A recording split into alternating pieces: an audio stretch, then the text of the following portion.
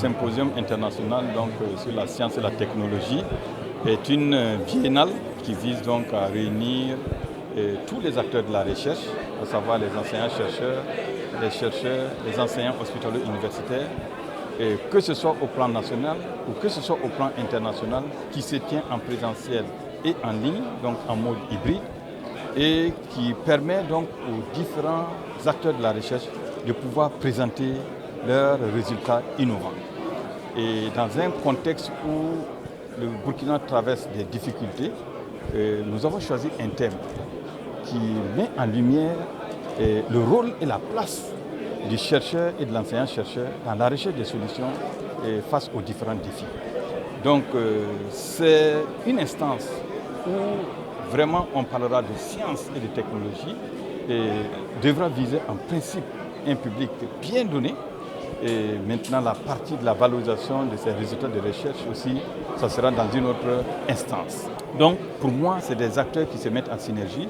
Et la recherche, d'abord, c'est un aspect. Les résultats, c'est un autre aspect parce que les résultats ont deux objectifs principaux.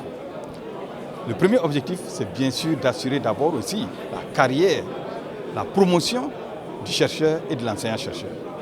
Mais le deuxième objectif, surtout, qui est important pour la société, c'est que ces résultats puissent être utilisés, je dirais, pour pouvoir assurer le développement des différentes sociétés. Et dans ce cadre, normalement, une fois que ces résultats sont obtenus, ils doivent être transférés à d'autres instances qui peuvent présenter ces résultats en langage facile, afin que le privé puisse aussi s'approprier ces résultats et voir comment il peut contribuer.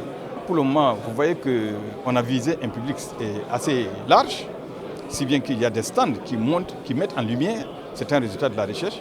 Et vous avez vu par exemple des solutions pour régler la question de l'assèchement des manguiers, des anacardiers, ou pour traiter par exemple certaines maladies des plantes à partir de ce qu'on appelle les bio-insecticides. Donc ça, c'est des solutions que normalement le privé doit pouvoir s'approprier, développer des unités industrielles pour pouvoir produire à une certaine échelle afin que ces produits restent disponibles parce que quand même, c'est des produits bio qui peuvent également augmenter en quantité et en qualité des rendements.